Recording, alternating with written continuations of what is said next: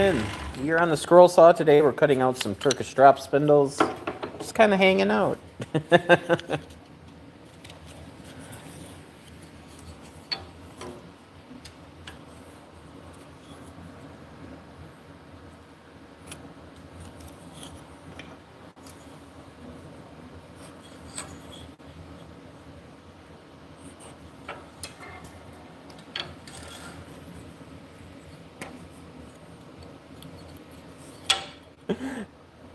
Hello, welcome in.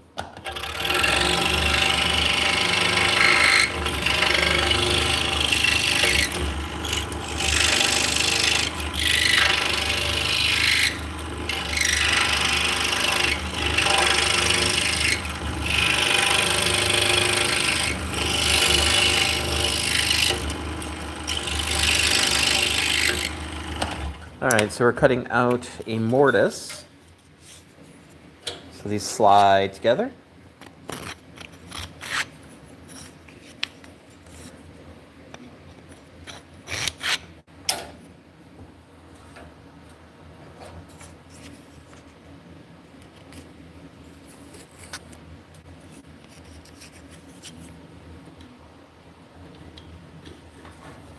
All right, we're going to swap this blade out. Hey guys, welcome in. If you guys have any questions, let me know. Hey Ian, how's it going? Welcome in.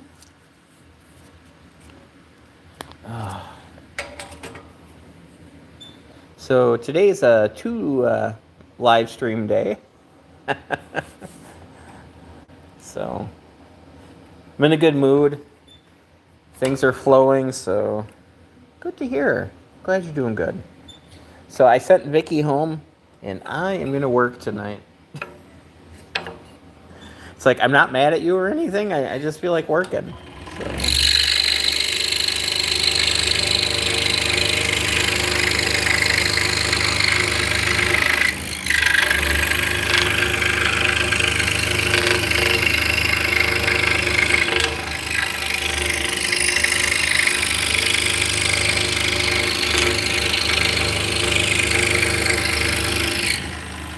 So yeah, this one is black walnut. This is 5/8 inch black walnut.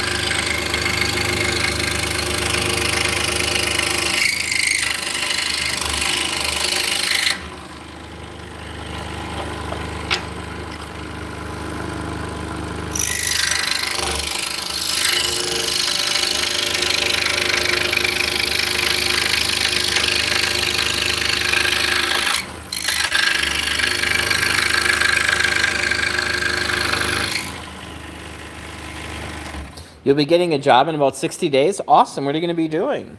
Hey, Arthur. Welcome in.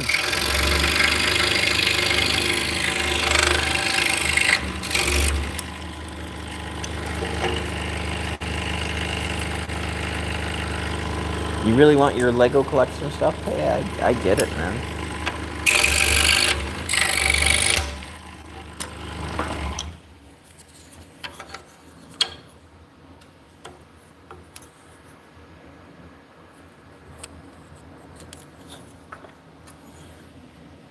Both over $600.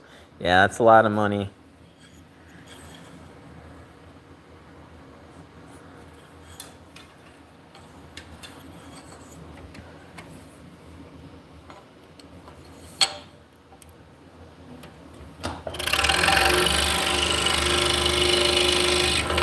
But if you're important enough to you to get a job and save up some money, that's great.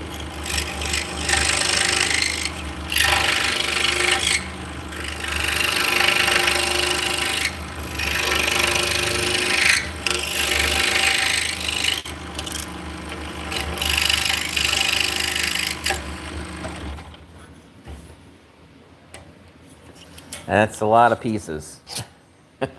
Definitely a lot.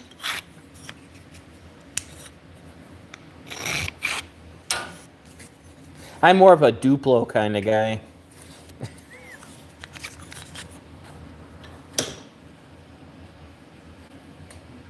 A little better.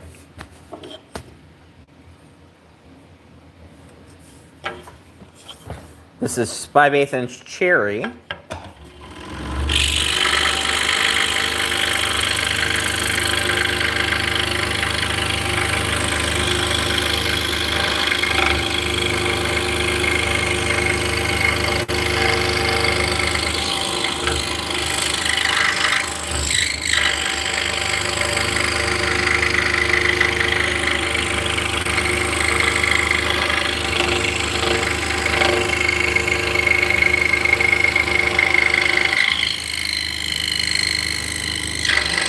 That's got to be pretty impressive. Over 5 feet tall. That's crazy. Damn.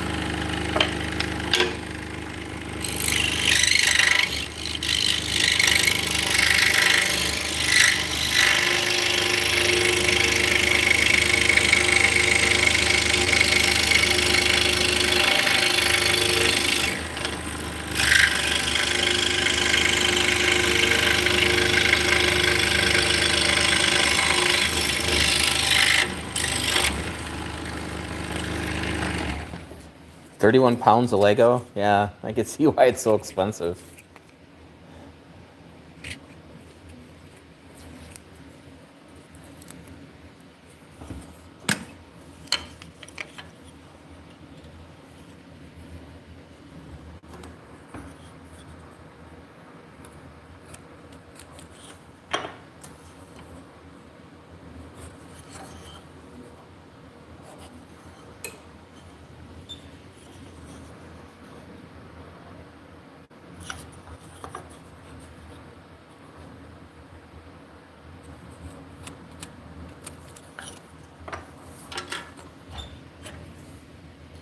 Oh, yeah, so you're going to have to jump at it, yeah.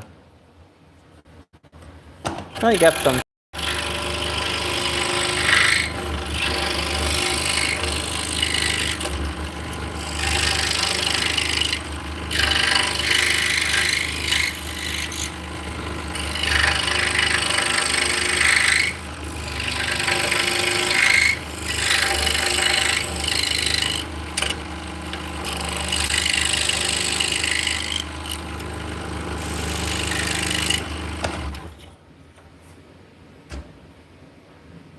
Well, there you go, free shipping.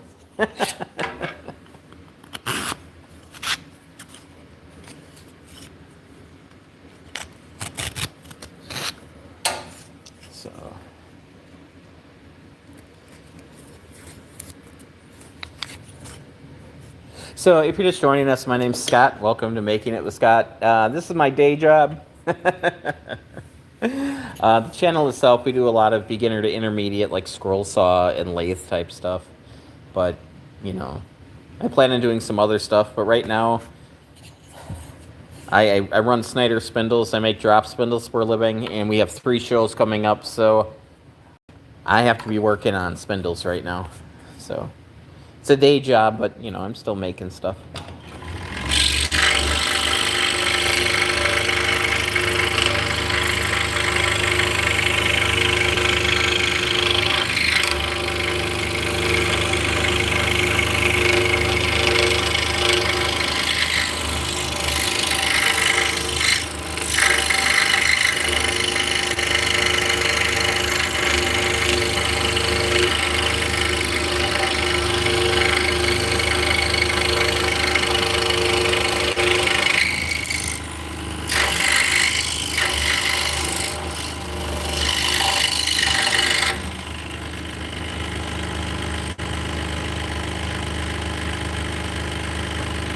Hey gamer, welcome in.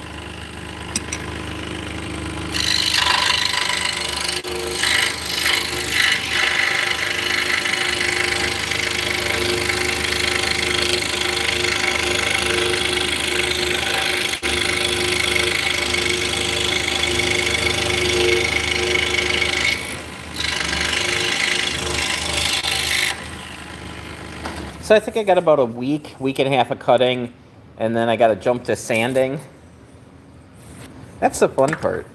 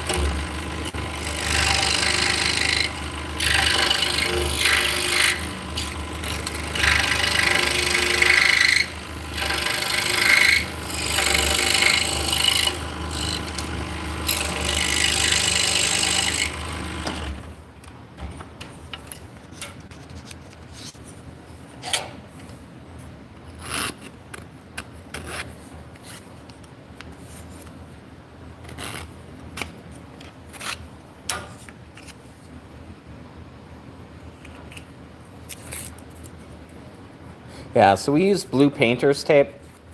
So we put down blue painter's tape and then we will glue the patterns on top with spray adhesive.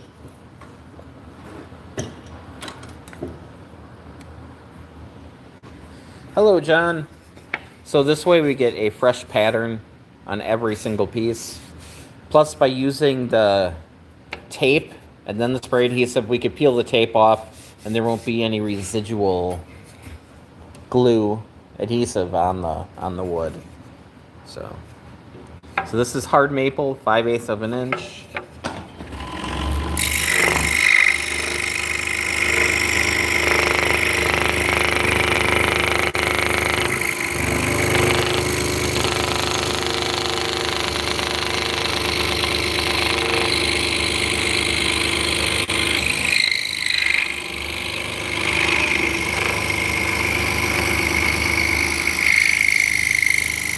Hey Mary, welcome in.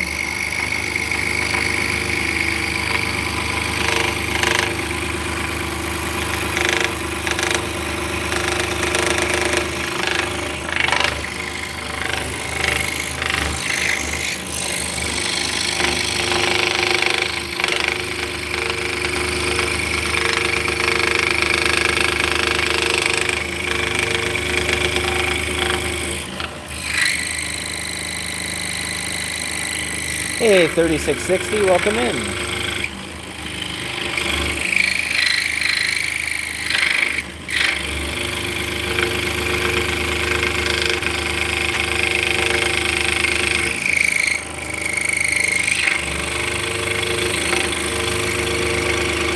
Yeah, this hard maple is very dense. So we're taking our time cutting it, otherwise you could put extra torque on the blade on the side and then it'll cut at an angle, which is not what we're looking for.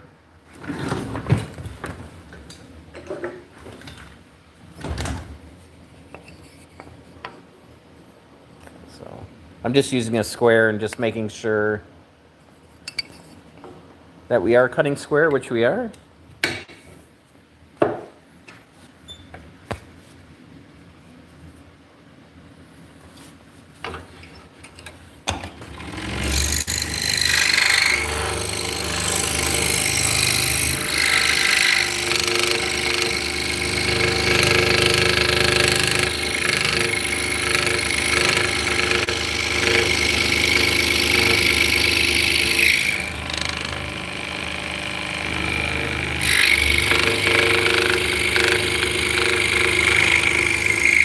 So this is a scroll saw.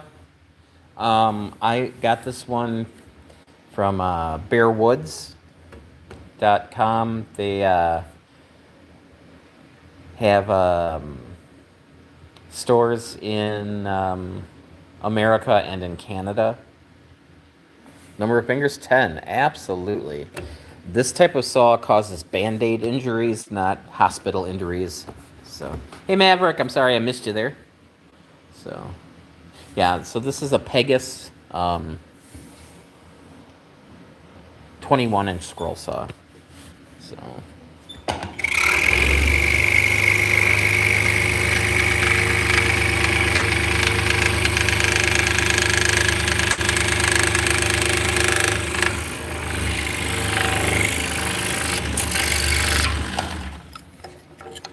this one is a little pricey. But you could get a decent beginner scroll saw, double parallel arm saw like this for like $300. This one's a little more than that. This one comes in, well, when I bought it, it was $1,000. I'm not sure what they're charging these days. You know, at least in America, you know.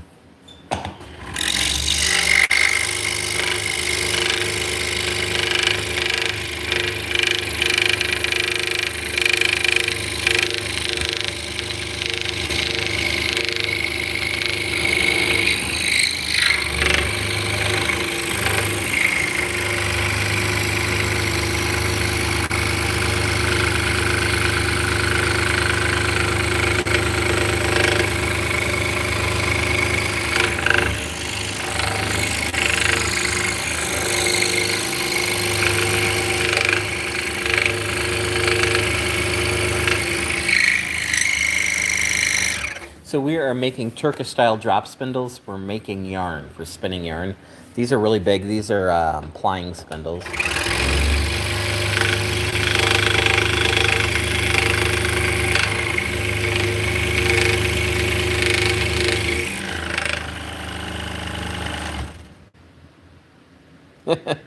You looked at one of your videos that you show your face, and I thought you looked way different. Yeah, I can hear this. This is a Pegasus. The DeWalt scroll saw. It's not bad. I used to run them quite a bit. Yeah. So this saw and the DeWalt saw have the same lineage. So the DeWalt saw was based off an Excalibur saw. And then Excalibur came up with this design after. So the guts are kind of the same, except for the DeWalt, the table tilts. This one, everything tilts around the table. So if you look at the bottom here, there's a big rack and pinion. So the whole moves around the table. So if you're cutting at an angle, you'll still be flat. Where the DeWalt, the table will be pitched, and then you'd be kind of fighting against gravity. Yeah, I look much older than I sound, I think.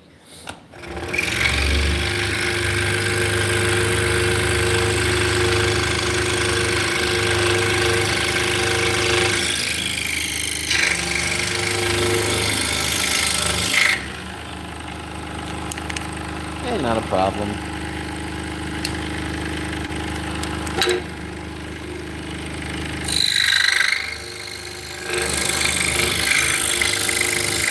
Honestly, if you're in the States, the Bauer from Harbor Freight is under $300, and it's got this newer technology to it. I've been running my Bauer for over a year now without any issues. You know, this is my production machine, but all the video stuff that I make is on the Bauer. Or I have a 16-inch buck tool, which is very similar to the Bauer, just smaller. It's a 16-inch. But yeah, those two saws are coming out of the same factory in China, so very similar.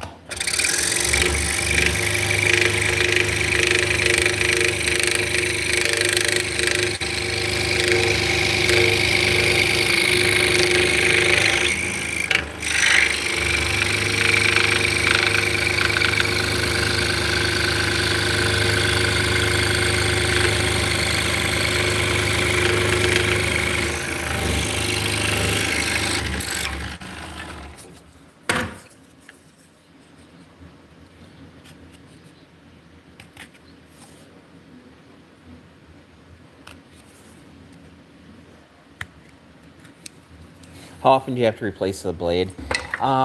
There's a rule of thumb, which is every 15 minutes when you're cutting, you should probably change the blade.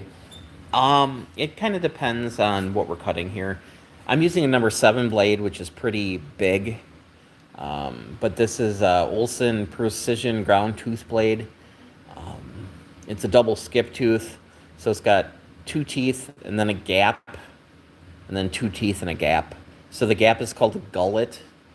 So it's just a place where the sawdust can go, so it can help eject it. Now, if I was cutting exotic woods this thick or maple the whole time, I'd probably switch it out after about 20 minutes. But we're cutting some softer woods in here too, so we'll play it by ear. I mean, you could tell when you start cutting, it's going to get harder and harder to cut.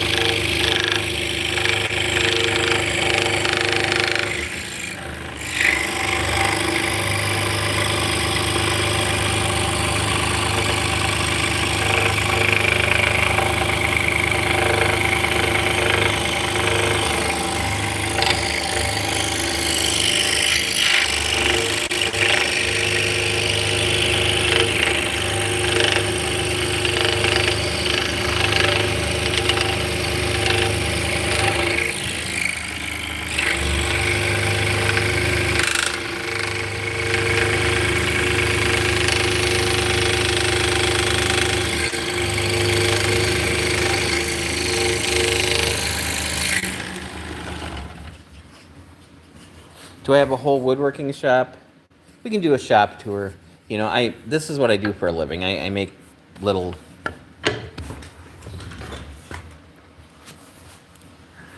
spindles, but yeah.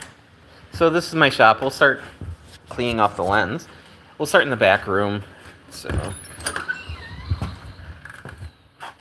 So back here is where I have my little planer and my drum sander, and then my big extractor is back here, and then it runs through. This is where I have my wood storage, bins, some hand tools, that kind of stuff. We'll come out here. This is the main shop. I've got a sanding station here. You know, the chop saw. This is where I was sitting, so I got the scroll saw and I got a drill press here. Come over here, we got a router table. CNC machine, this is a Shapeoko 5 Pro. And over here in this little corner, this is where I film a lot of the scroll saw stuff with the Bauer, because I want people to know that, you know, what I'm making, you don't need to have $1,000 saw, you know. So we do videos over here. Little table saw. I don't do a lot of carpentry stuff. So that is basically, I use it to get my material down to the size I need. And a little bandsaw. Remember, no step. Come over here, we got a little finishing area. I got a few 3D printers that are running. So I'm making some little 3D printed sheep that I give away. So they're getting some progress. Probably another hour. Yeah, 52 minutes and they'll be done. So that's what they look like. Tiny, tiny sheep. Come over here. I got a little CO2 laser engraver hidden back there. Over here, we got a couple more. We got the X-Tool F1, and then we got the X-Tool S1 back there. This is the main drill press for most of the spindles. It's a Nova Viking, so it's a nice digital direct drive drill press. Come over here, and we got a little sanding station, and yeah, so me and my girlfriend, we spend a lot of time here, so yeah. We got a television there, a television there, a television up there. You know, lots of monitors. Come over here. Grinder for sharpening chisels. This is my main lathe here. And yeah. Then I got another scroll saw here for cutting stuff down while I'm working on the lathe. And then we got another lathe in the corner there. So yeah, it's not a cabinetry shop by any means, but yeah, for the little stuff I do, it's awesome. No. This is a shop. So this is one of those, I'm in the downtown area of this little town. So it's one of those buildings that are pretty much, you know, shotgun, where, you know, you got every building's pretty much touching each other all the way down. So this building was built in 1900. It was a grocery store. We got the tin roofs in here. There's 2 apartments upstairs, and then I've got a full basement too. So this place is about, I don't know, about a half mile away from my house, maybe a little less. So in the summertime, I can walk here in about 12 minutes, or it's a couple minute drive. So it's close to home.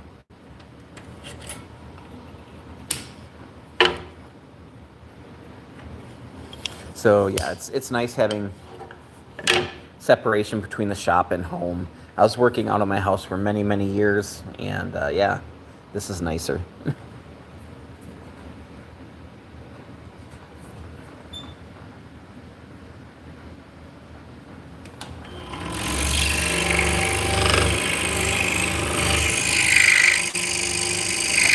Oh, I didn't even show you the front. Hang on. I'm not going to show you the basement, but I do some finishing work in the basement. So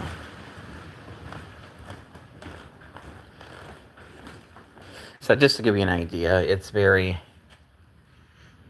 downtowny. So that used to be a head shop that went out of business. That's a bakery that went out of business. Over there's a bar that went out of business. Anyway, yeah, so that's a big comfy couch. Packaging area. So this here is for Etsy, and this is for Shopify. So we have two different inventories. We use Etsy for international, domestic too, but international is here. Shopify is all US only. It's just easier that way for me. I got a little photography area set up here. So, yeah, it's a fun little shop.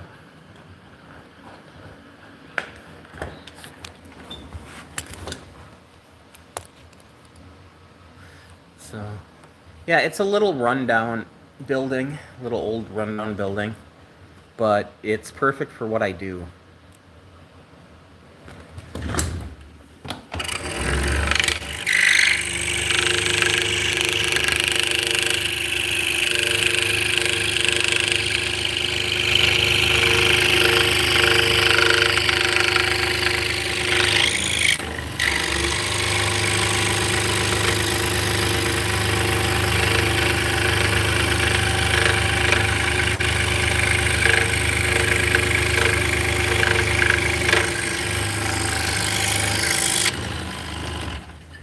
I'm in Wisconsin. So I have this outrageous accent.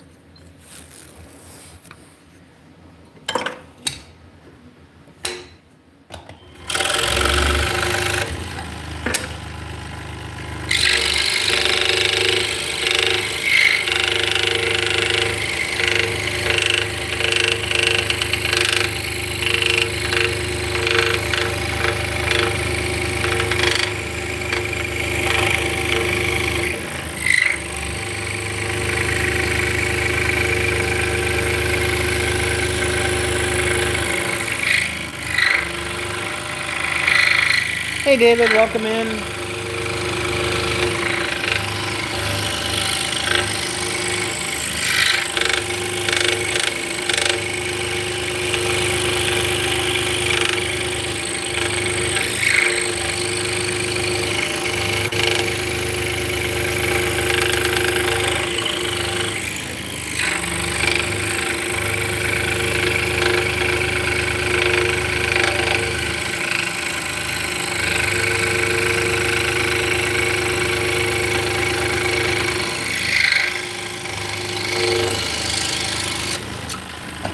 Yeah, so right off the scroll saw, see how smooth it actually is. You can see the light glinting off it. So yeah, you get a very, very nice finish if you're using the correct blade for the wood.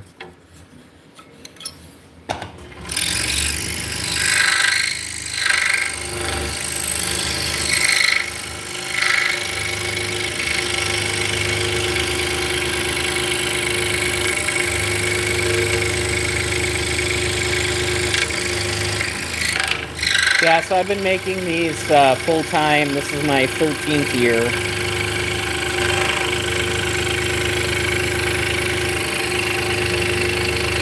I make a bunch of other stuff too, but this is my bread and butter right here.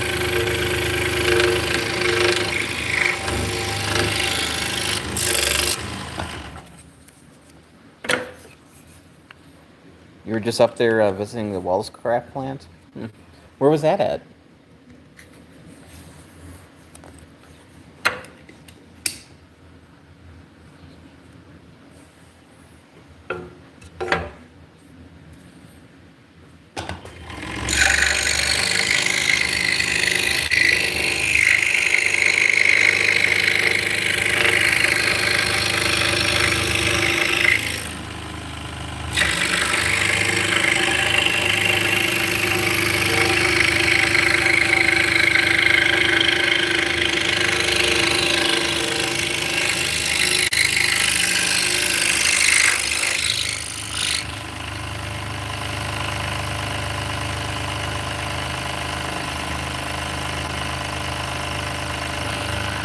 Hello, welcome in.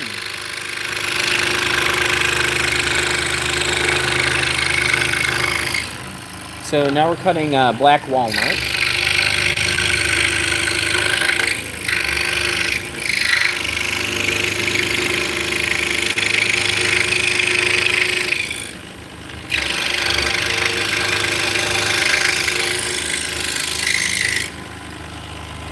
I don't think I have any exotic woods coming up here. Got some tiger maple, but nothing too fancy.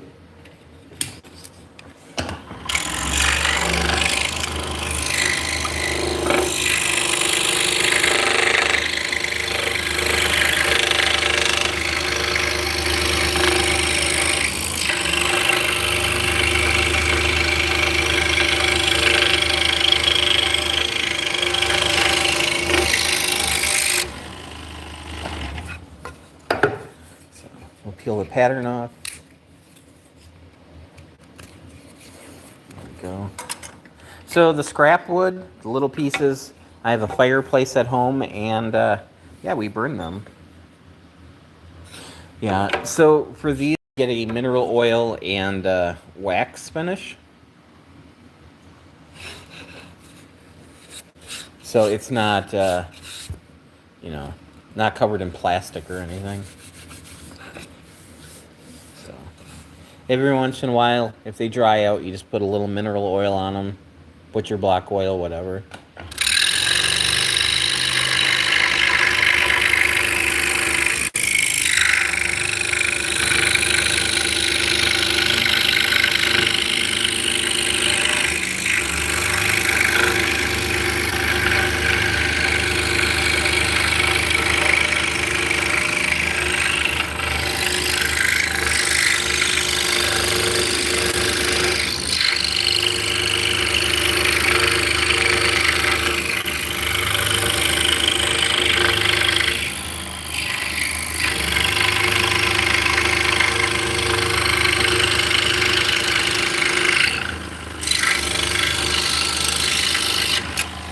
Yep, so after they're cut out, there's a shaft that goes through them too. Let me grab one.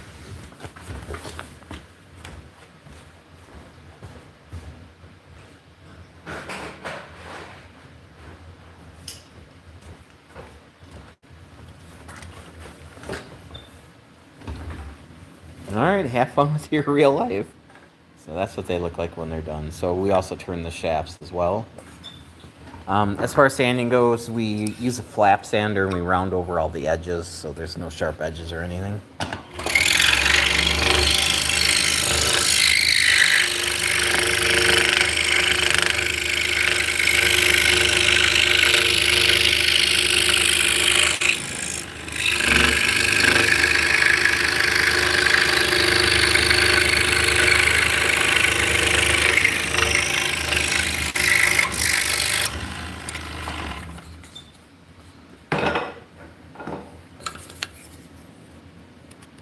Pattern off.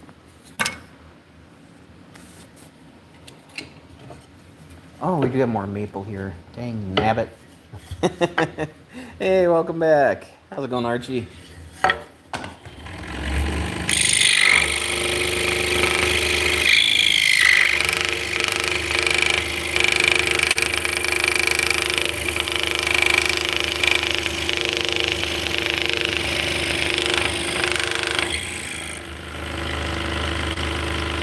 So we are making Turkish-style drop spindles that are used to spin yarn.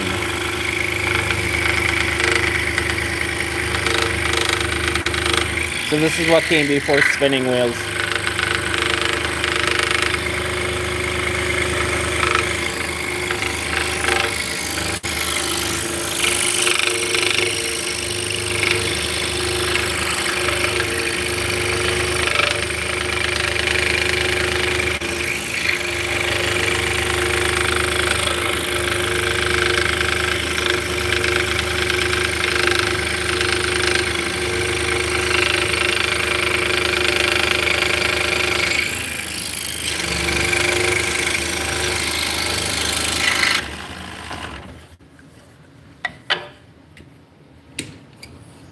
We've been using spindles since Neolithic times. So it's just it's an in very early simple machine. It's got a shaft and a whirl. It's a flywheel. An axle and a flywheel, pretty much.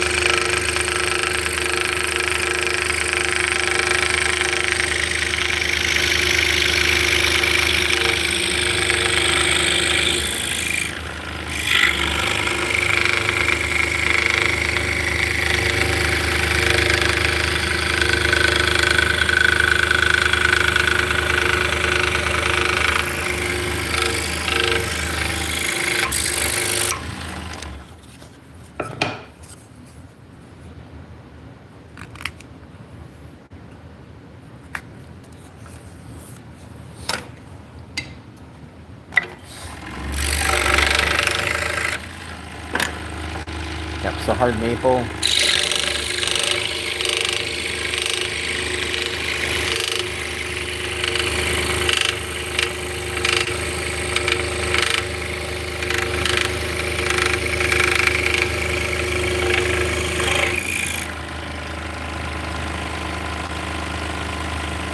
Hello, welcome in.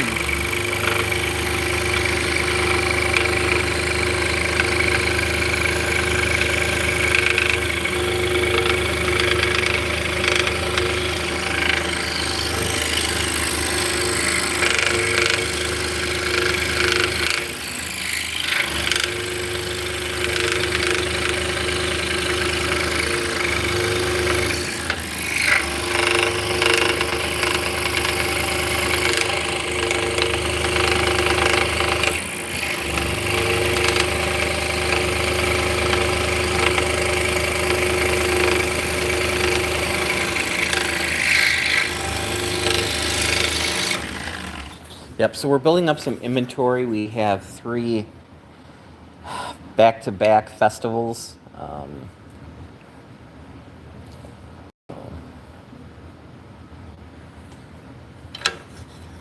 So every weekend, for 3 weeks in a row, we have shows. So we start out in Madison, Wisconsin. There's an alpaca festival. And then the weekend after that, we'll be in Chicago, in Illinois for another show. And then the weekend after that will be Mother's Day weekend, and we will be in Minnesota at Shepherd's Harvest. So, yeah. It's going to be busy.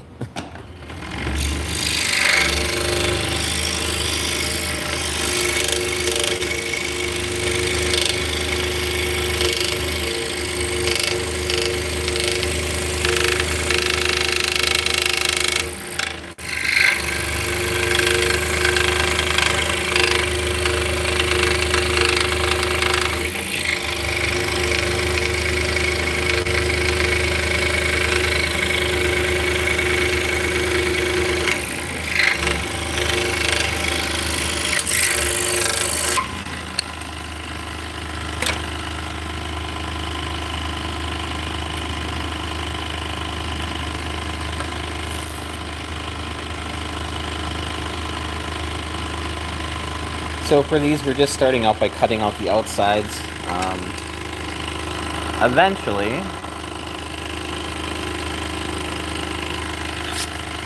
we'll cut out the centers like on this one. So it's a mortise so that these 2 pieces slip together.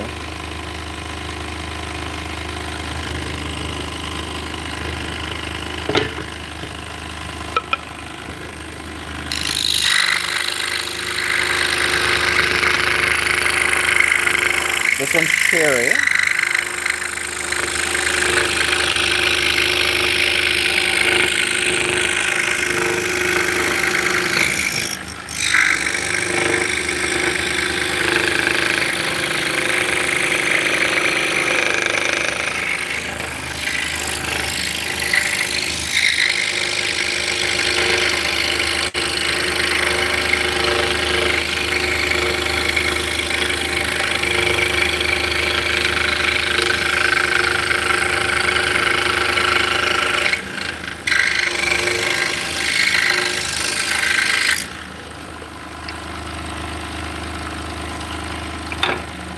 Hello, welcome in.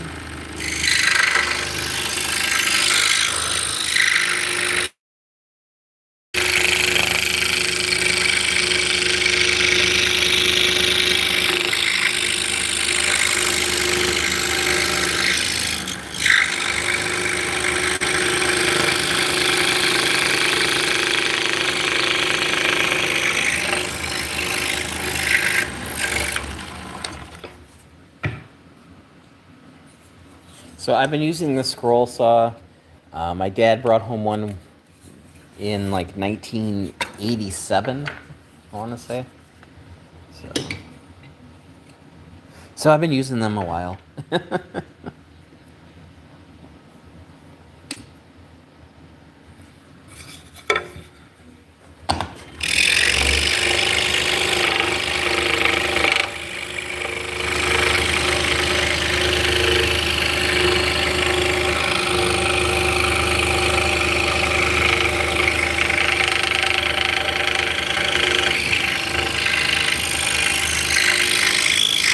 I've always enjoyed working with my hands.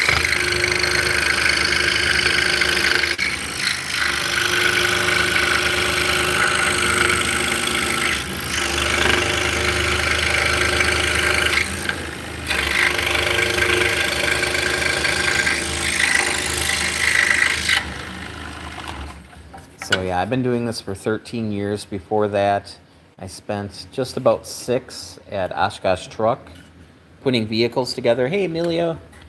And then before that, I spent almost 13 years at Quad Graphics putting magazines together. So I spent like 18 years in factories, and yeah, much better. This is much better.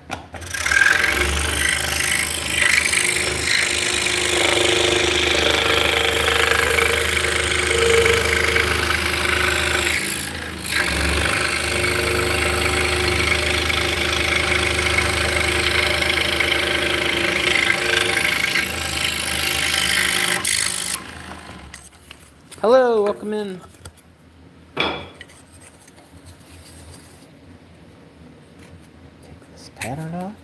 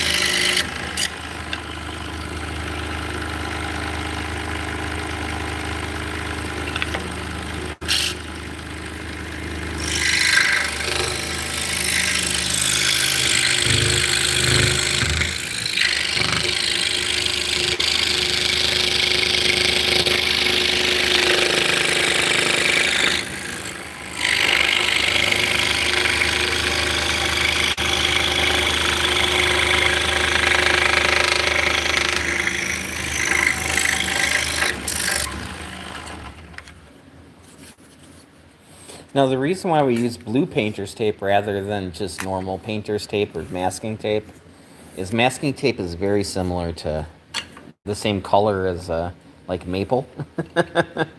So sometimes you don't see that you didn't take all the tape off. And then when you go to sand it, it makes a big mess.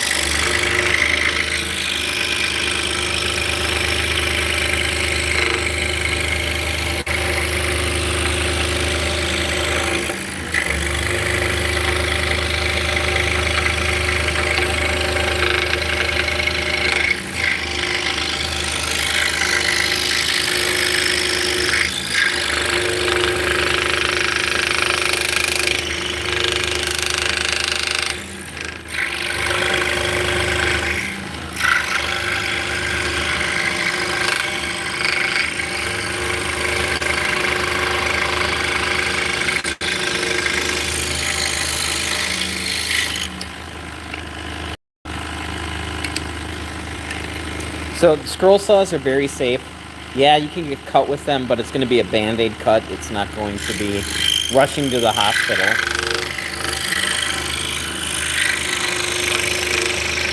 Put on a Band-Aid, throw a finger cut on, and get back to work.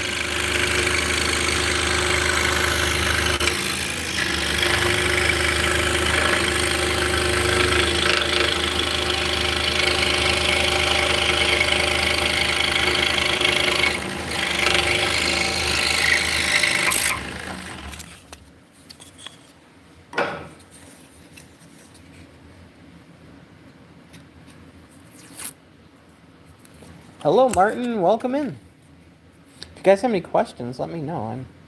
I can see the chat. And yeah, it is kind of dusty, so I keep wiping off the camera. Yeah, so this is cherry 5/8 inch. The center hole is already drilled.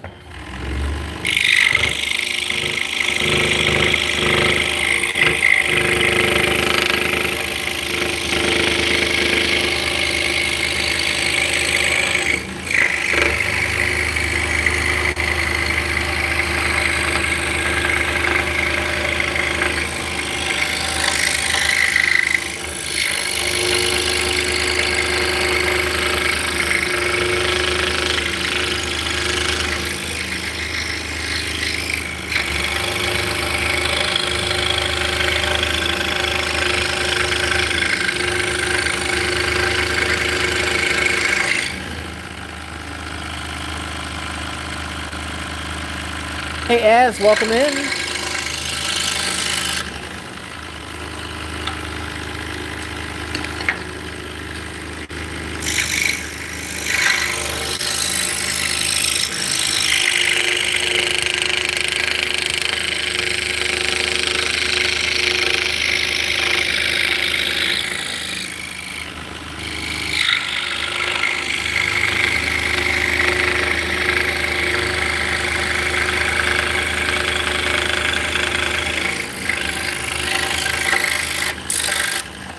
So I am running the saw off a foot pedal. That way I can have both my hands on the work. I started using foot pedals back when I was using DeWalt and Delta scroll saws. Their power switches would wear out pretty quickly. It got to the point where I would just wait until the switch would die and then just bypass it and then run it entirely off a foot switch.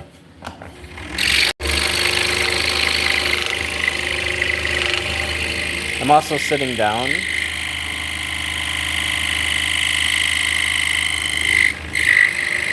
Hey Noah, welcome in.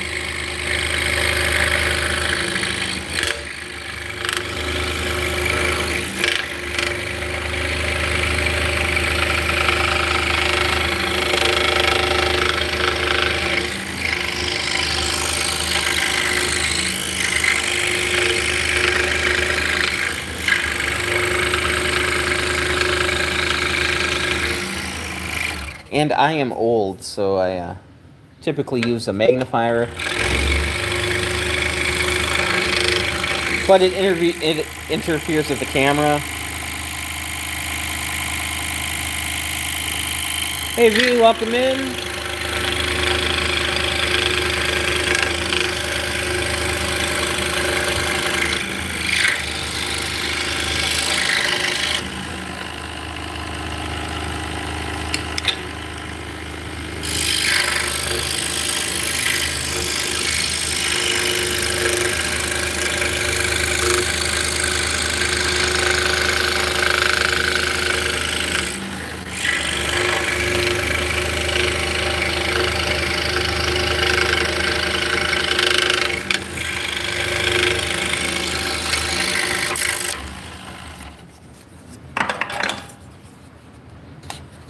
Okay, pattern off.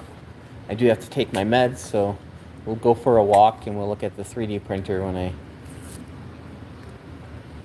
go take those. We'll see how things are progressing over there.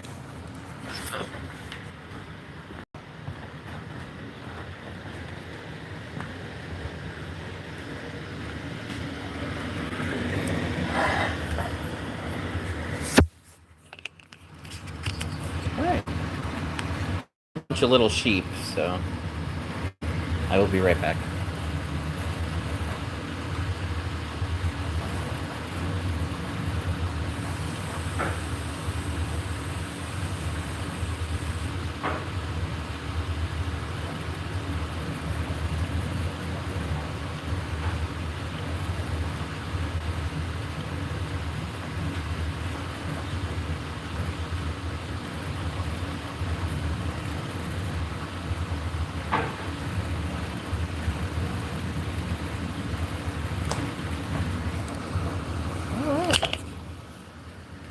Not so bad.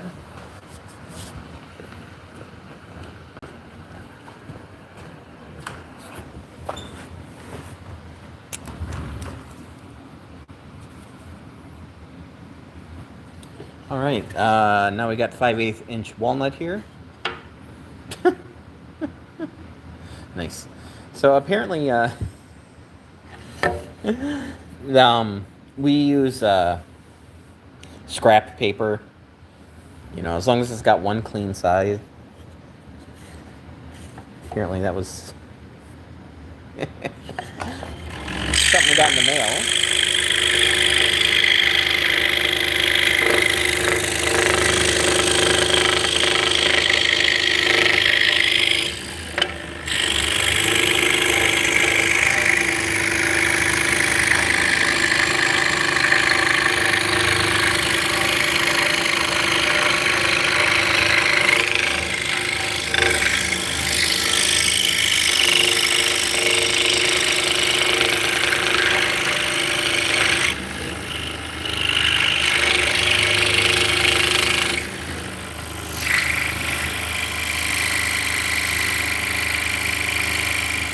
Hello, welcome in.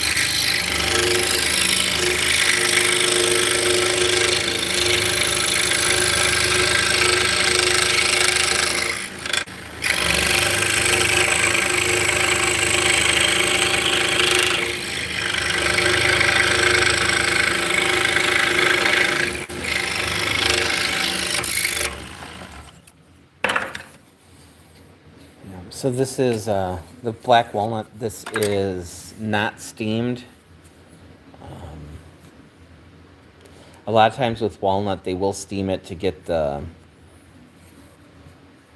color to be more even throughout the whole thing. So, you know, the heartwood is dark, and when it gets to the end, the sapwood is much lighter. So they steam it to try to get the sapwood to be darker. So. But this is not that.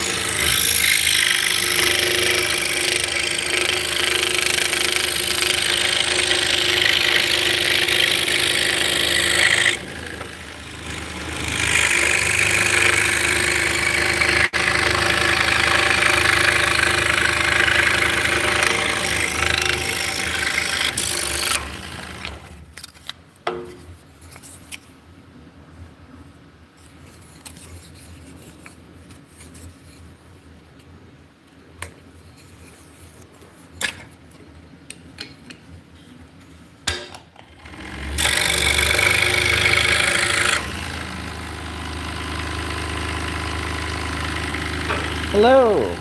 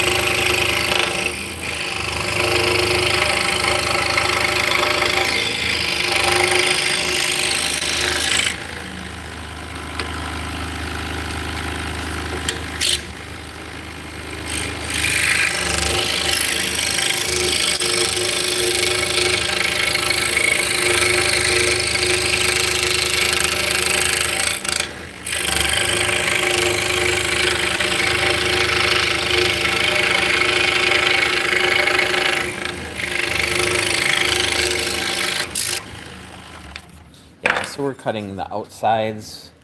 So what I do is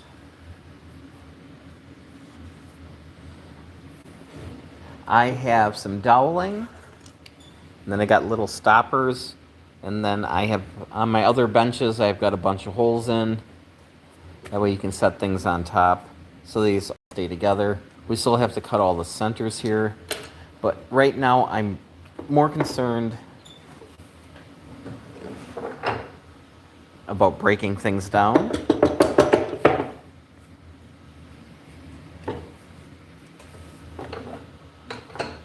So we can cut out the middles tomorrow.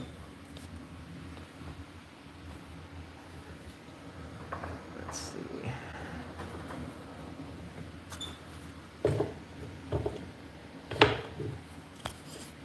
It looks like we got a bunch of cherry to cut out.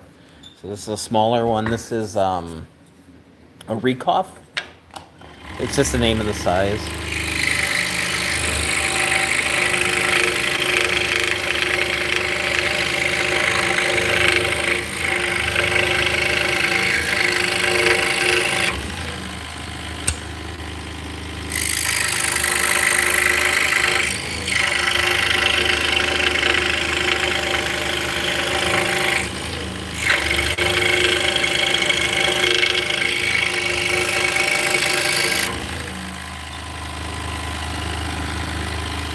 Hello, welcome in.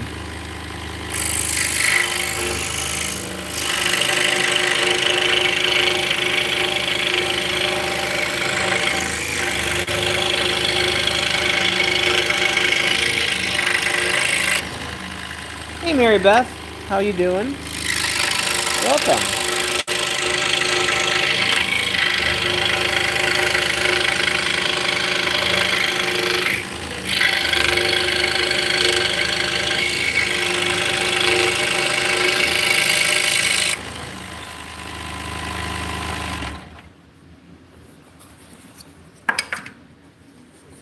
Okay, we're getting translation. So I got the letter M and then I got the word do. So. Hey. I'm doing well.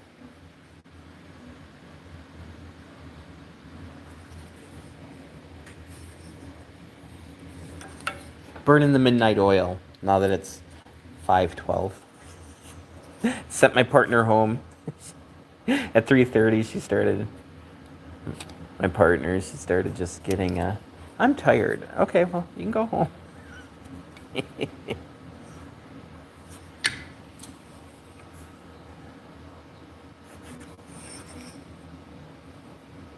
So I'm kind of waiting on 3D printers to finish up, and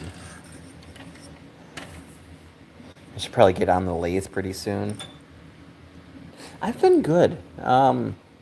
Today was one of the first days when I was very grateful to be in the shop.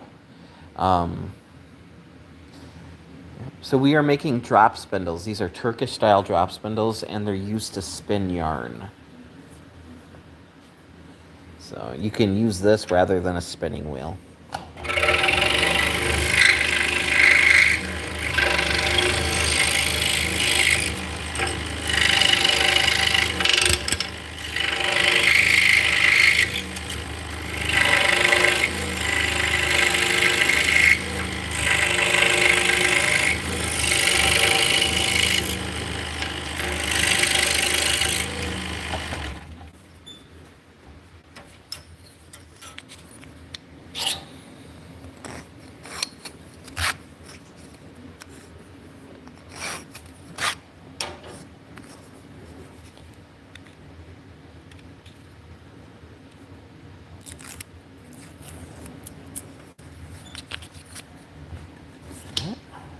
So that was a crescent-shaped one. This one here is a glider.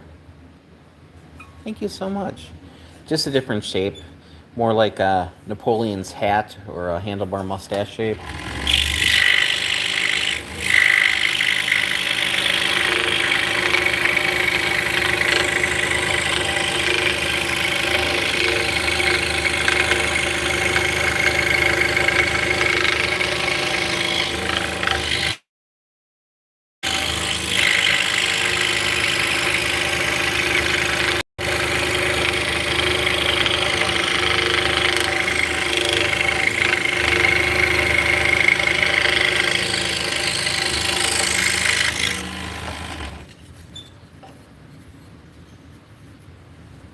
So yeah, these, once they're all sanded out, they'll get laser engraved on the top. And it'll have like a Turkish motif going on. So these are pretty popular.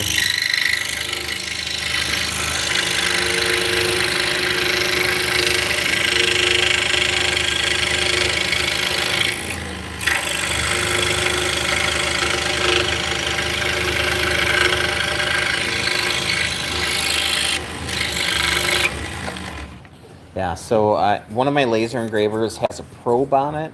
So you can set this into the laser engraver and then it will go across and it'll map this shape on the top.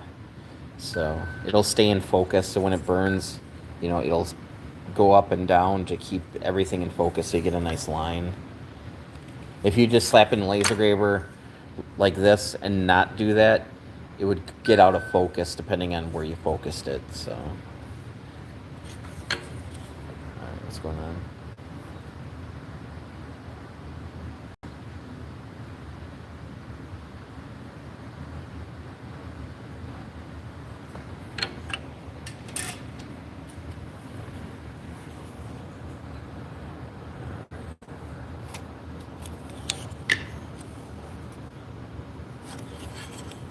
So I do make multiple thicknesses, which does affect the size of the mortise, so I just draw them in by hand.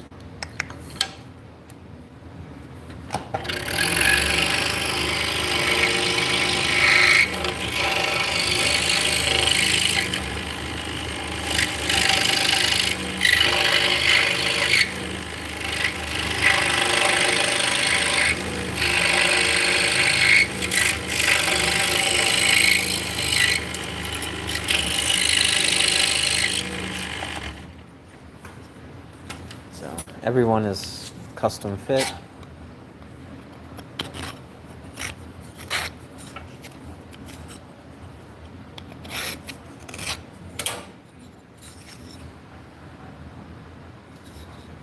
All right, take the pattern off. There we go.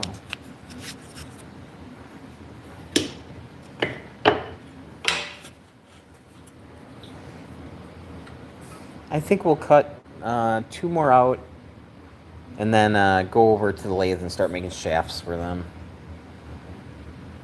I don't want to get them all done because this is gives me the ability to sit down where on the lathe I'm standing. So.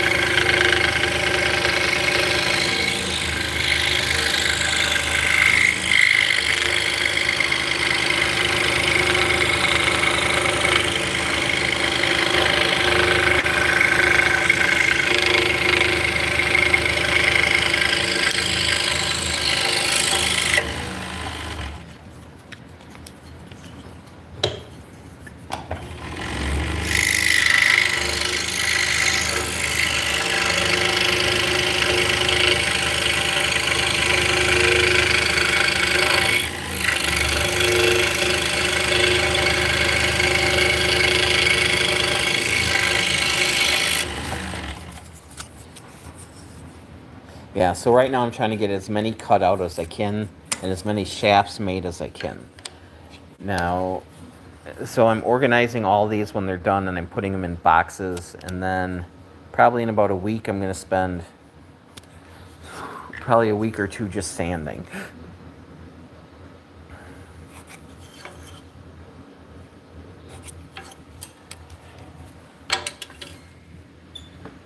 So let's see here. Hello, my left-handed satanic friend. How's Southpaw doing? Welcome in. And hey, welcome in.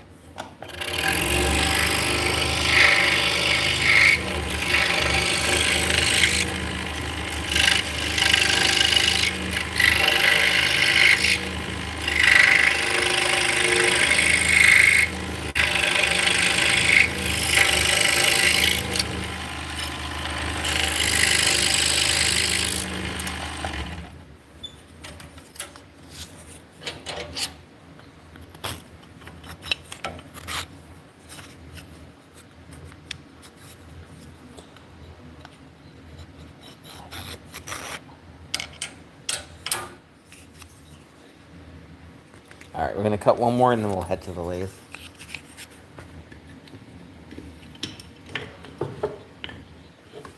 So, yeah, 5/8 inch cherry. We're cutting it out on the scroll saw.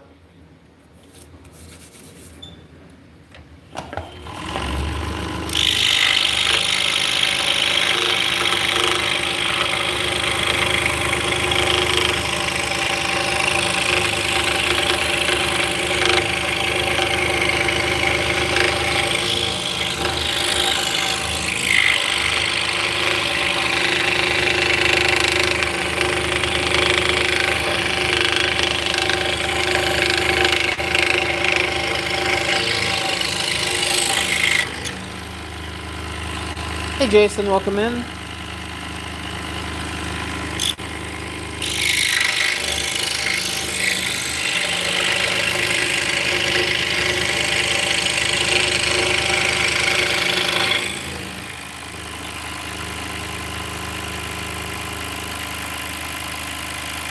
Hello Sadowski, welcome in.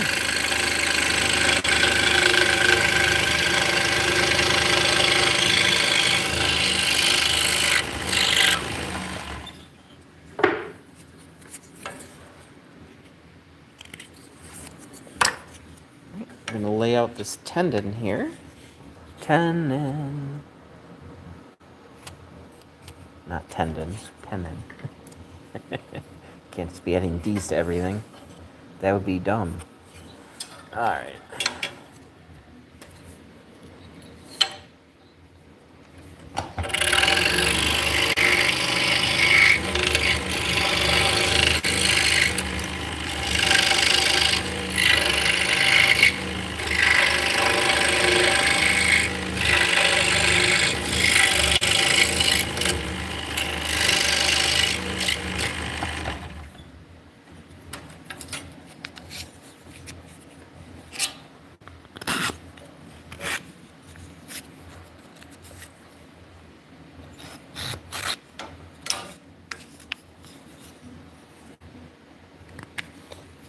Now I still have enough to, I probably have another couple hours worth of cutting over here, which can wait till tomorrow. All right, I think we're gonna move over and play on the lathe. So shut that light off.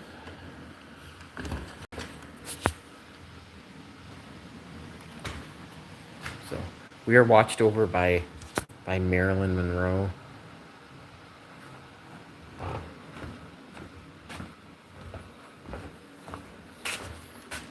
All right.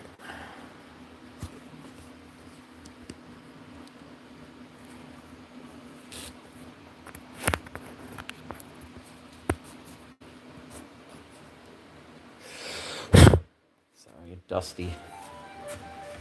The printer's done. So we should have a ton of sheep. So now that I'm futzing with the camera, now I'm gonna take it off and go get those sheep. Hello, you. Welcome in.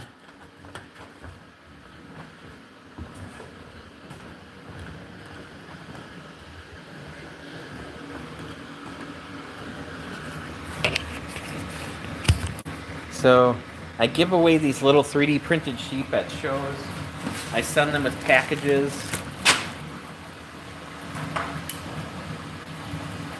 I make earrings out of them and stitch markers. So now we're going to try to get these off the bed without them all hitting the floor.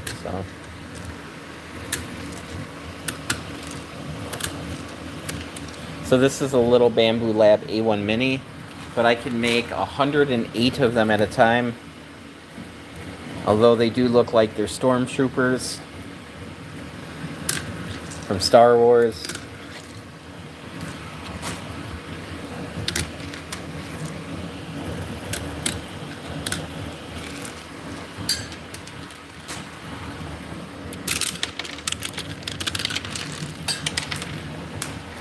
So, yeah.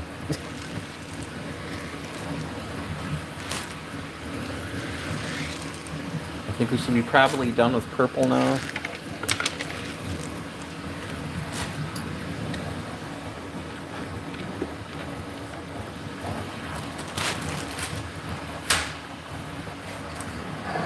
So what we're going to do is we're going to change the filament. So I'm going to go okay here. Now they have a whole routine for changing the filament where it'll walk you through. What I'm going to do is I'm going to turn the nozzle and just get the heat up. So we're going to take the purple off and we're going to put some orange on there. We're just waiting for it to heat up. So this one is an older printer, so I print the little sheep one at a time with skirts. So that's why I have these little rings. It'll print a loop around what it's making. So that's a way, an old school way of making sure that it is purged and the filament is flowing. So yeah, now we're up to temperature. So I'm going to pull a filament out of the top.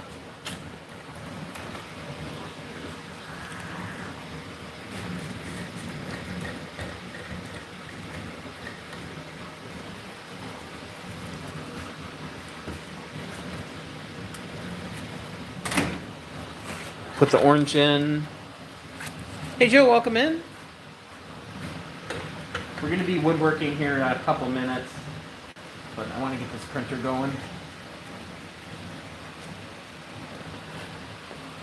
So I got it run all the way through the tube. Now I'm just going to feed it in from the top. Like I said, it's got a routine. It's just faster to do it this way.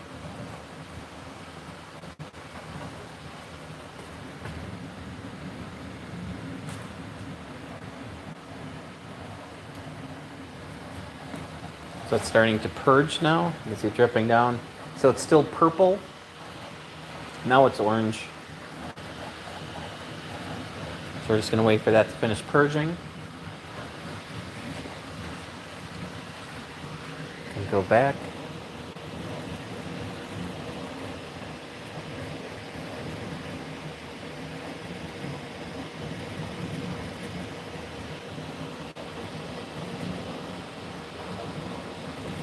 And print. So it's going to go through its procedure. It's going to measure the bed and go from there. So we're ready to get back. So we are printing some dragons as well. I'm hoping this is my last year making dragons, but they're still selling. So it's kind of hard not to. The last show I did, I brought 40 of them, and I came home with 4. So it's so either I wasn't charging enough, they are cheap, but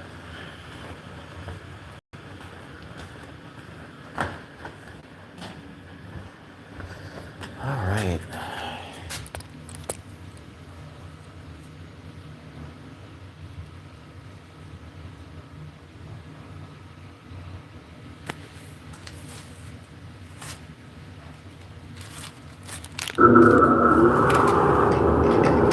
So now we're going to be turning hard maple.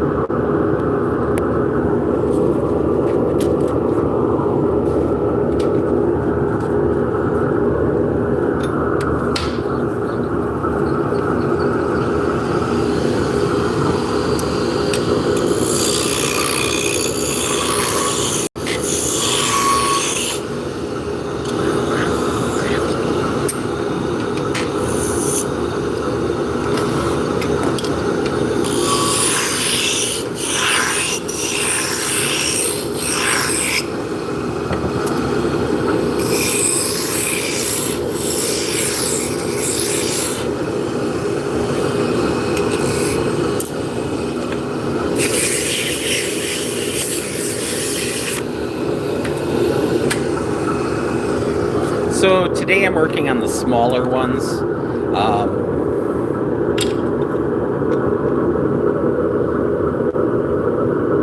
So when I order the doweling, I order it long enough to get a big spindle and then a small spindle out of it.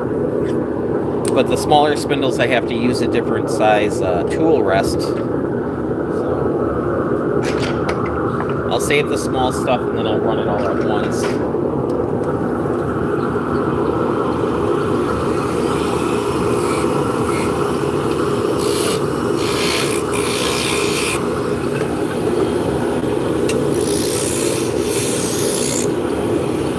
So I made about 40 of these already today.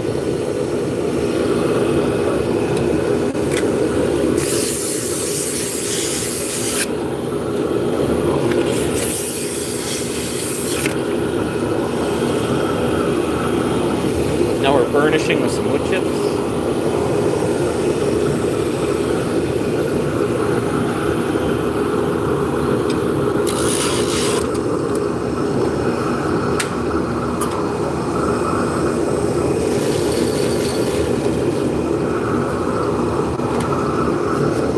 Guys, could do me a favor if you're watching on your phones, if you can click on the screen a couple times, that'll help with the algorithm to get more people in here.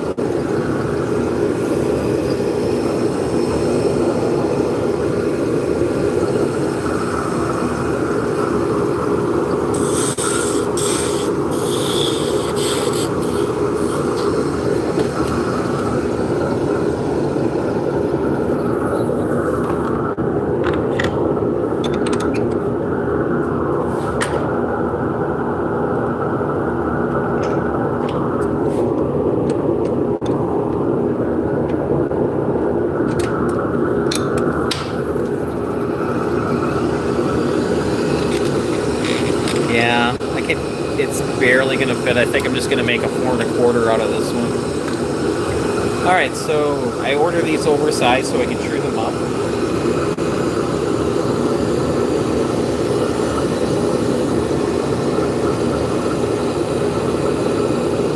Alright. Sorry about that, my phone stand decided it wanted to move. See if we can get this squared up. Yeah, it's a little better there. Oh, I like that. Alright. So yeah, I ordered these oversized. Now I'm going to bring the diameter down with the roughing gouge. I'm going to use this wrench or spanner as a caliper.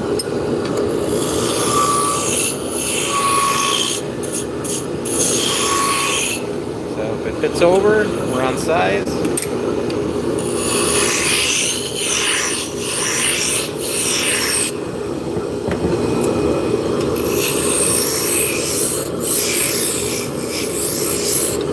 Same thing, smaller wrench.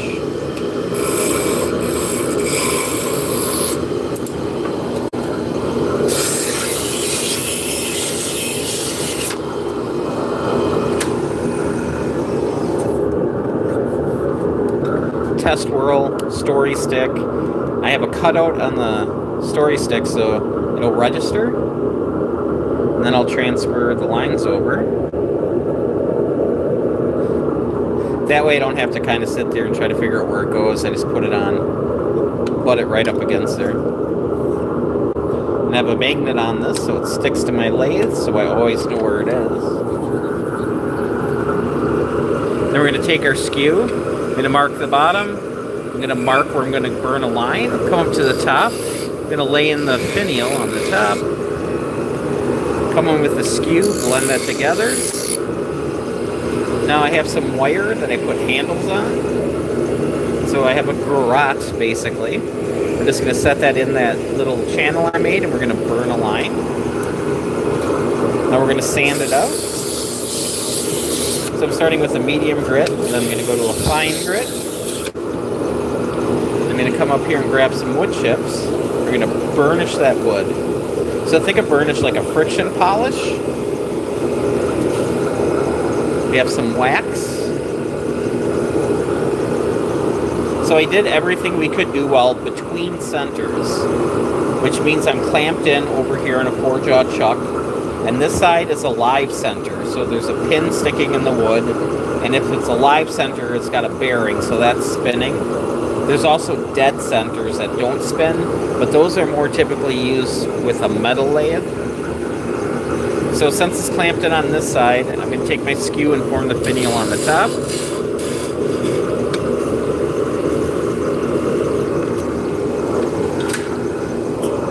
Back the tailstock off, sand that out, burnish, and wax. Then I'm going to take my skew, I'm going to cut it off to a point, to that line I made.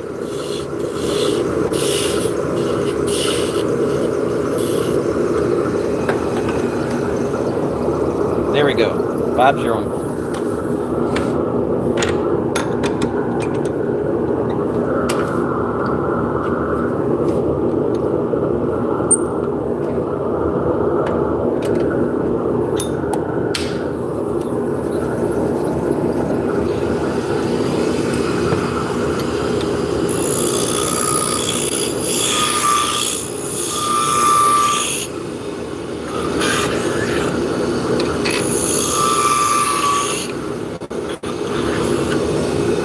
I'm going to see if it's long enough to make a 6-inch.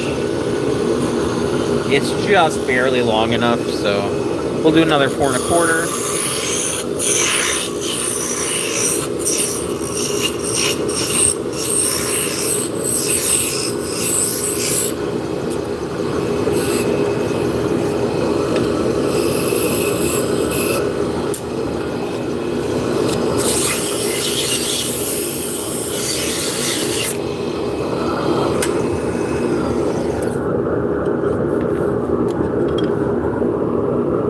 I decided we're going to try to get a 6-inch out of this. Because I'm a glutton for punishment.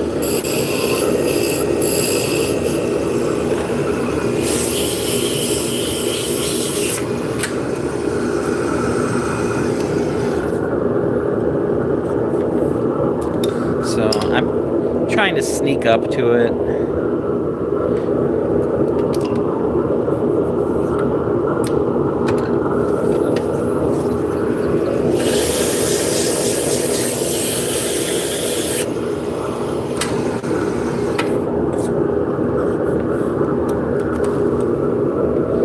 There we go.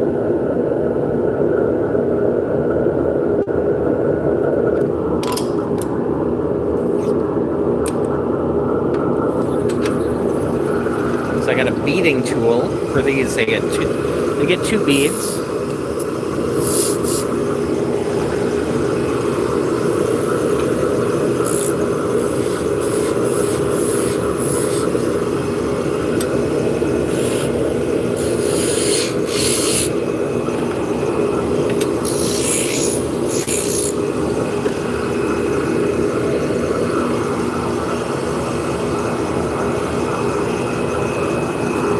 So how you guys doing tonight? Having a good night?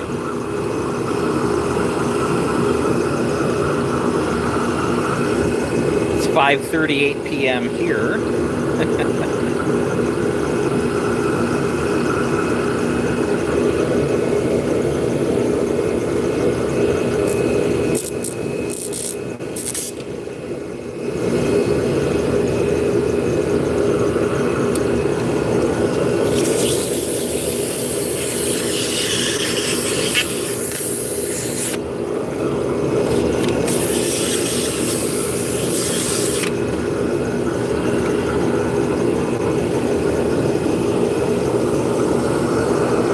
So I really don't have a streaming schedule. I've been streaming a lot lately. So the easiest thing to do would be to give me a follow and click the bell so you get notified when I come on. Just because I'm on all over I don't really have a set time, so I was live streaming this morning. Just trying to keep busy. Trying to stay motivated.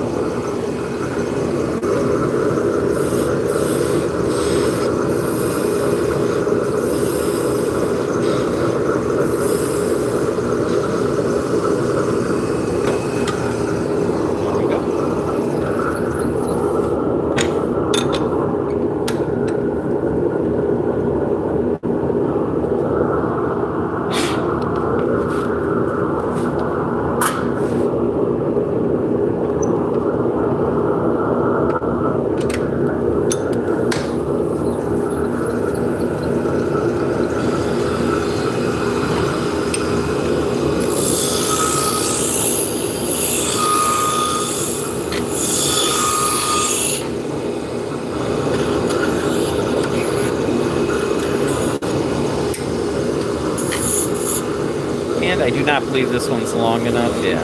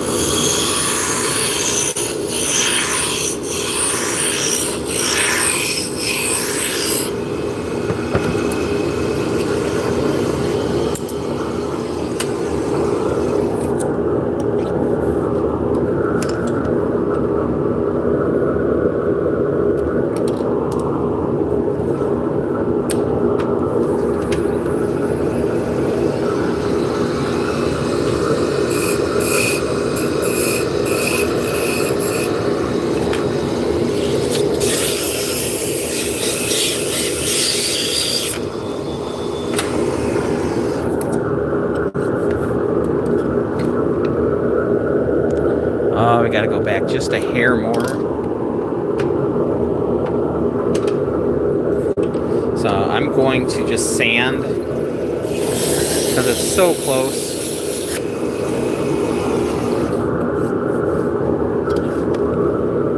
Perfect.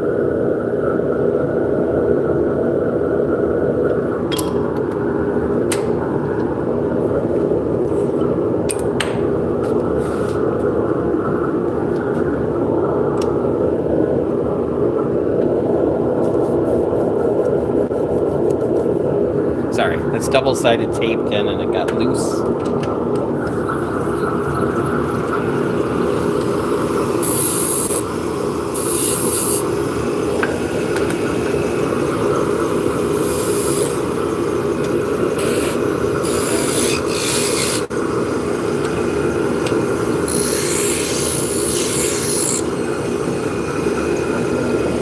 So I understand that, production work isn't made for everybody.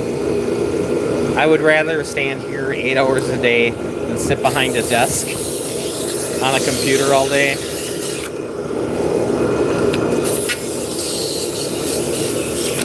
Unless I was doing something fun like 3D modeling, that'd be okay.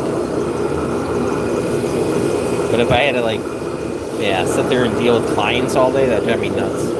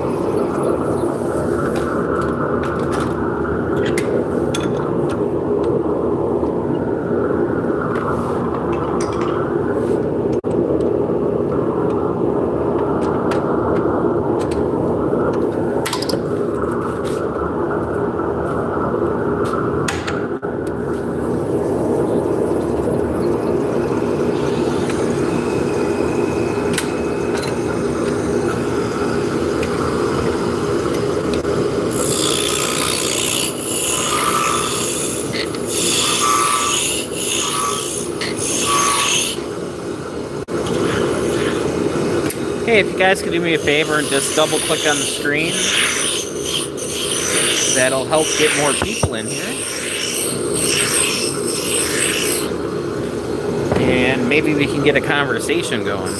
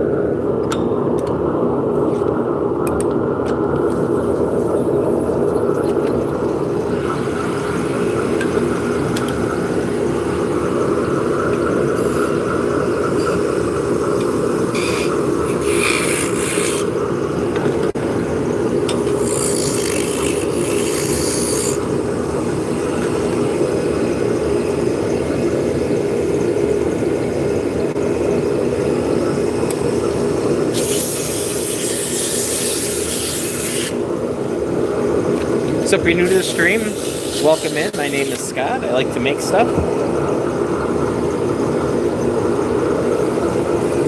So I started this channel a long time ago, and then it sat dormant for a few years.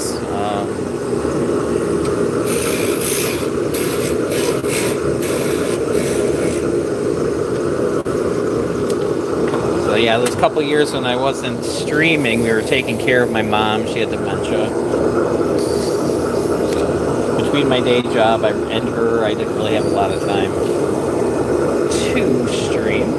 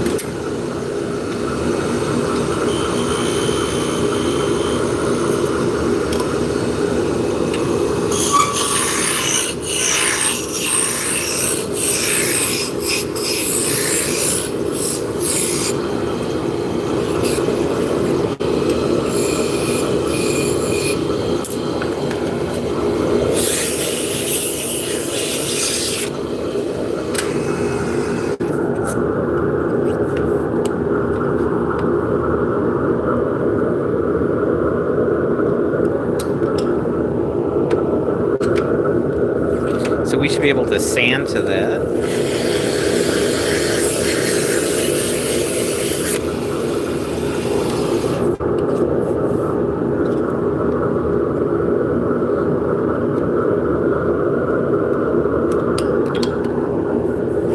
So I just have to make the second line the size of the first line.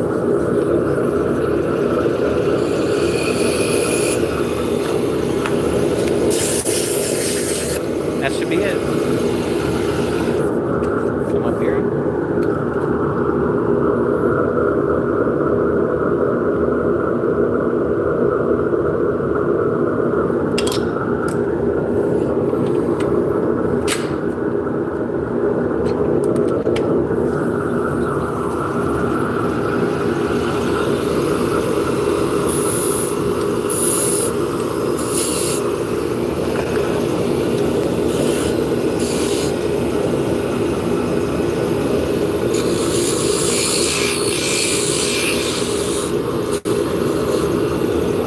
Welcome in. And how's my favorite cat doing today?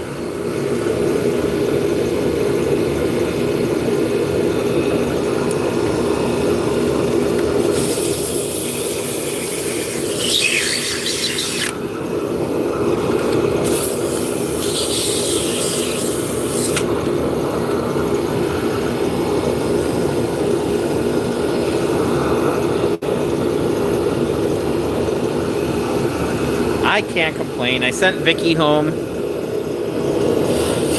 at like 4:30. It's now almost 6. Yeah, today's one of those days where I just feel like working.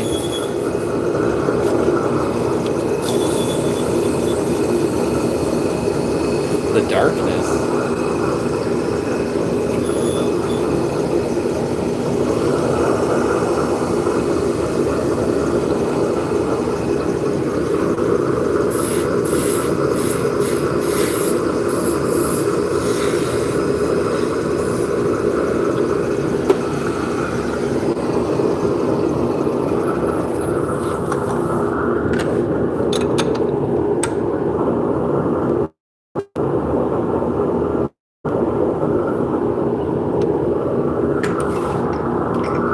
And it's translated, so I have no idea.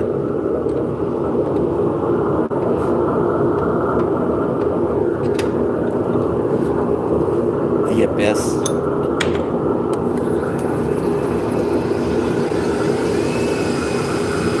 It's delicious.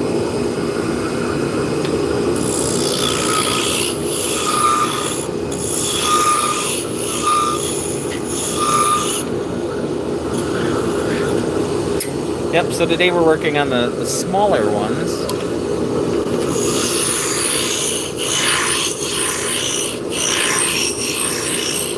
So we got the itty bitty tool rest on here. Little 7-inch tool rest.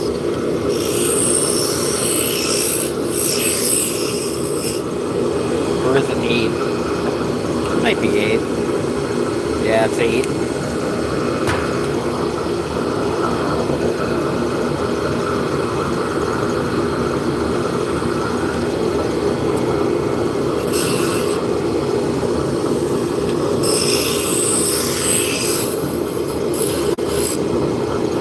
So most of the time I have a 12-inch tool rest on here, but it's just too big. So.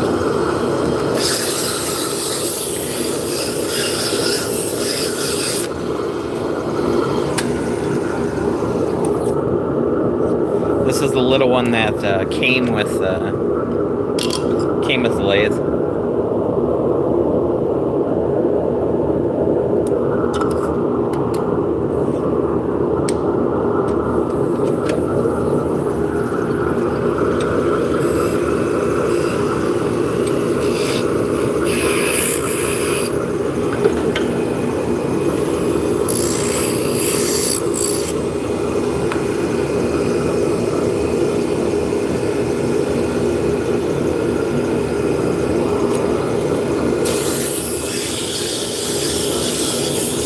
Andre, welcome in.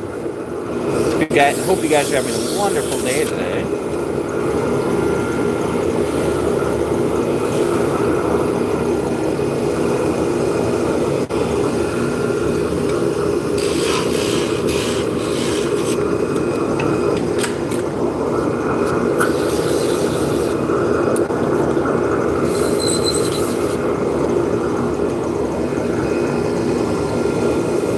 So normally my signs are just written on cardboard with magic markers, but people told me I should do something fancier, so there we go.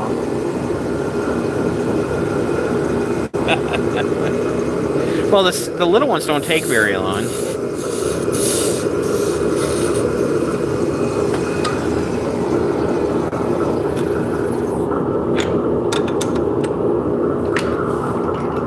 And I hate to think about how many of these I've made in my life.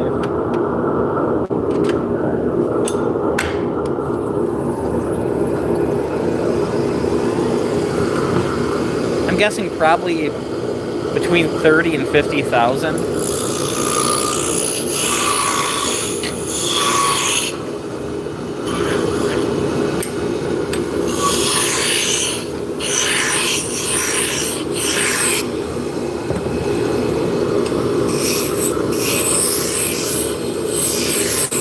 They're gonna outlive me, I tell you that.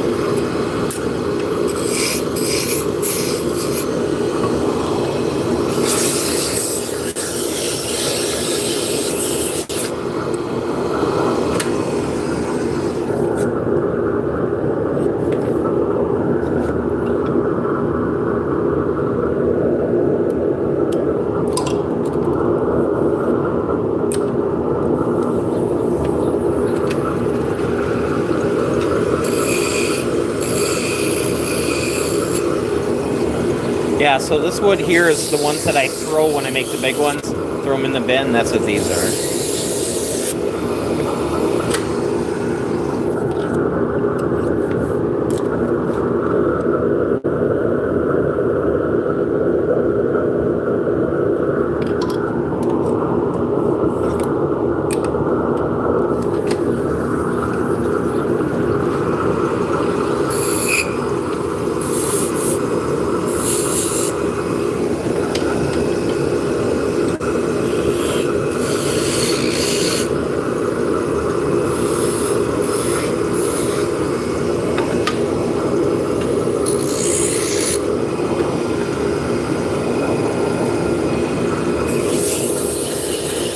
What is my opinion on sporks?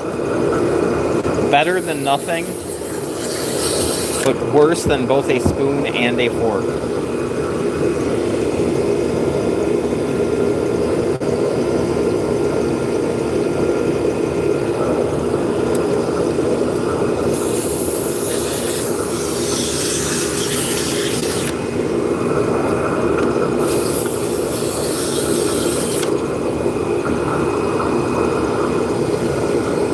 I'm not anti-spork, but they're not my favorite.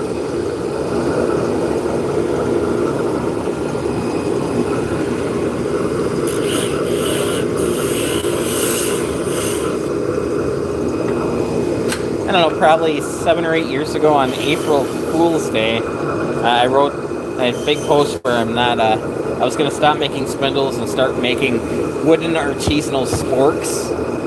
So I had to go and make a wooden spork for the picture. Yeah, it's kind of fun.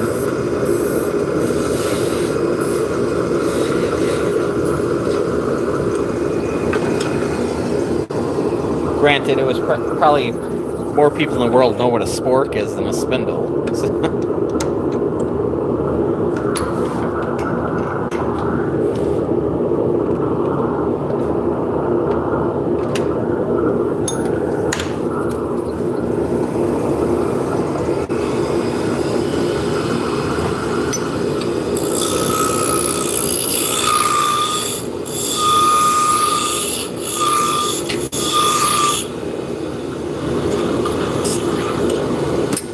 And we don't have a Kentucky Fried Chicken in our town anymore, so I don't see a lot of sporks going on.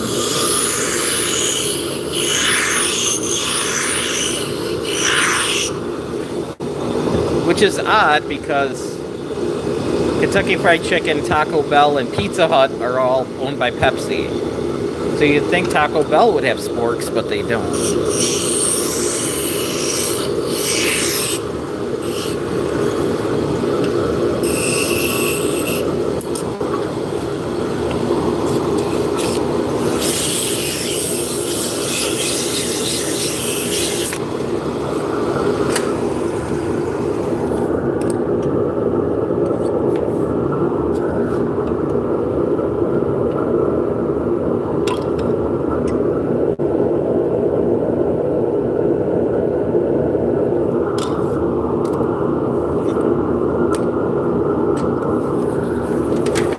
Yeah, I don't remember ever saying, boy, life would be better if I had a spoon that I could stab things with.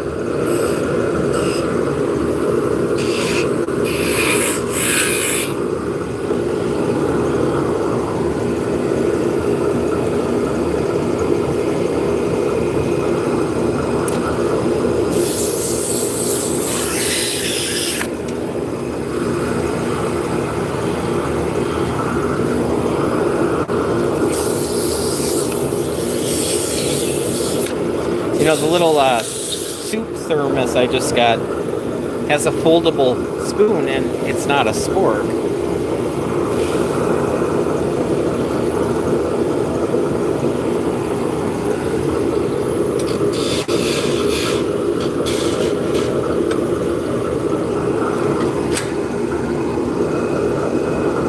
But I think more things should have built-in spoons.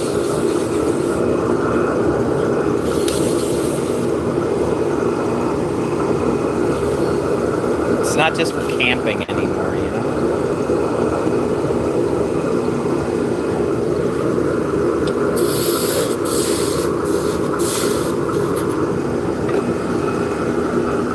Yeah, I'll go grab it.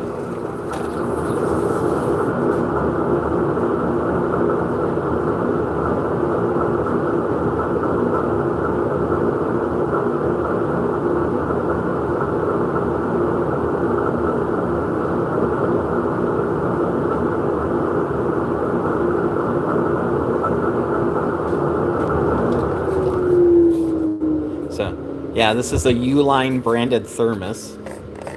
Take the lid off, and you got a folding spoon in here.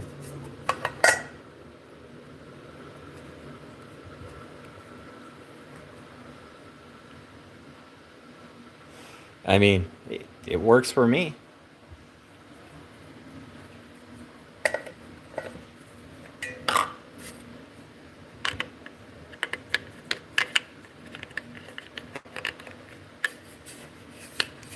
And it clips in the top.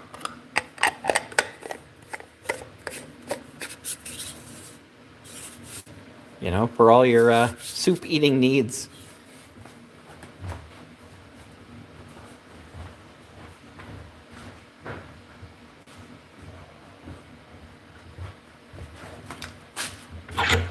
So if you order enough stuff from Uline, you get free gifts. That's a free gift.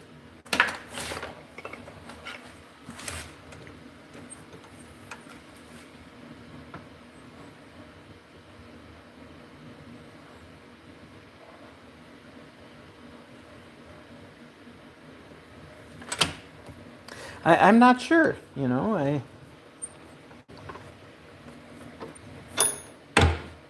We'll test it out. I'll let you know.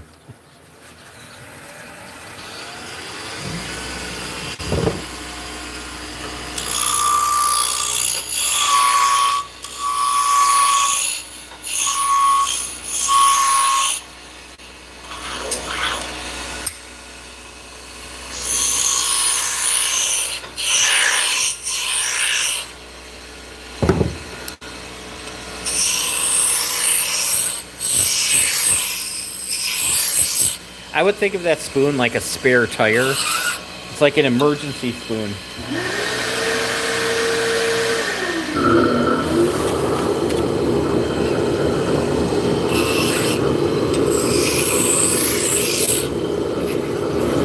Kind of right up there with the sport, you know. If you don't need to use it, use something else. If you don't have anything else, hey, I got a spoon.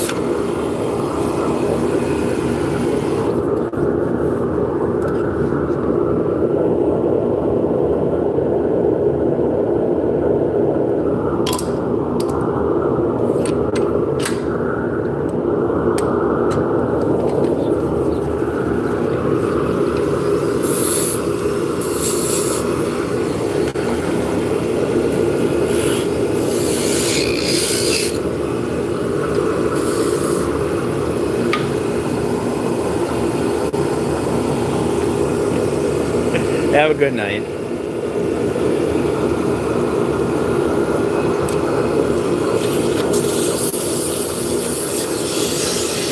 I think I'm going to make one more and I'm going to call it a stream. I'll have my 2 hours in.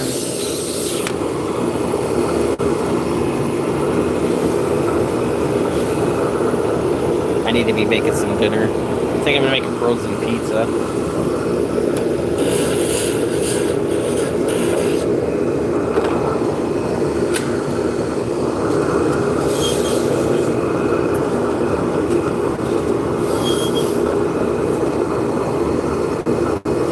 Get out the pizza pizzazz.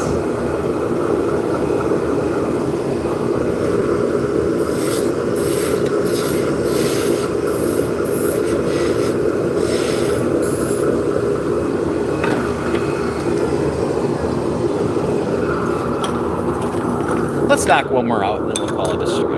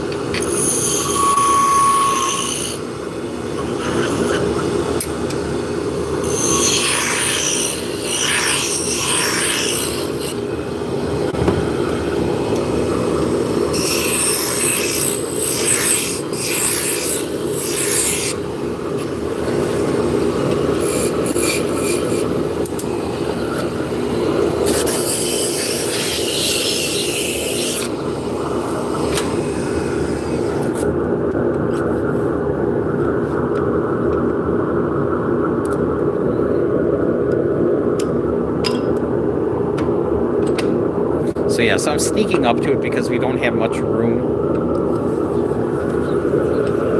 We don't have wiggle room on these. When I make larger ones, I usually give myself about a ½ inch on each. So I have a ½ inch to move, on either side. And these are just too small. I don't have that ability.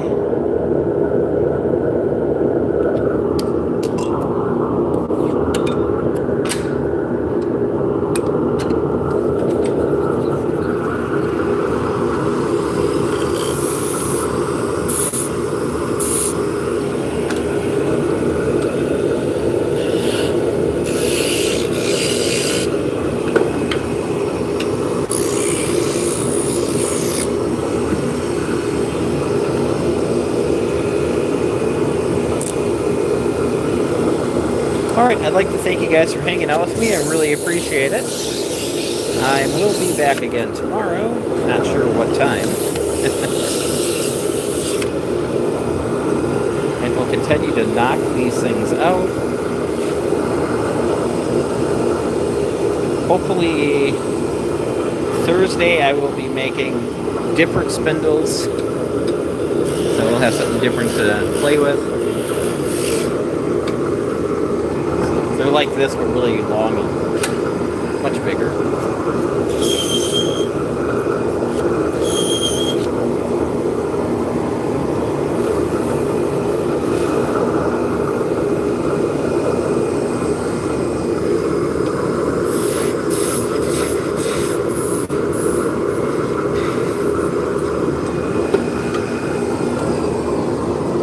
Alright guys, have a great night and I'll see you guys next time.